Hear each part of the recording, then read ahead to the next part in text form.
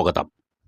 പലർക്കുമുള്ള ഒരു തെറ്റിദ്ധാരണ മാറ്റുന്നതിന് വേണ്ടിയുള്ള എപ്പിസോഡാണ് ഇന്നത്തേത്. ഇത് 70 വയസ്സ് കഴിഞ്ഞവർ ശ്രദ്ധിക്കേണ്ട ഒരു പ്രധാനപ്പെട്ട എപ്പിസോഡാണ്. 70 വയസ്സ് കഴിഞ്ഞവർ എന്ന് പറയുമ്പോൾ അവർ ഉൾപ്പെടുന്ന കുടുംബത്തിലെ മറ്റ് അംഗങ്ങൾ കൂടി ഈ എപ്പിസോഡ് കേട്ടിരിക്കണം. കാരണം 70 കഴിഞ്ഞവർക്ക് സ്വന്തം നിലയിൽ ചിലപ്പോൾ ചെയ്യാൻ കഴിഞ്ഞില്ലെങ്കിൽ അവരുടെ വീട്ടിലുള്ള ബന്ധുക്കൾ ഇത് കേട്ട് അവർക്ക് വേണ്ടി ഈ കാര്യങ്ങൾ ചെയ്യേണ്ടതുണ്ട്. അതുകൊണ്ടാണ് മറ്റുള്ളവർ ഉണ്ടെങ്കിൽ അവർ കൂടി ഇത് കേൾക്കണം എന്ന് പ്രത്യേകം ഓർമ്മിപ്പിക്കുന്നത്.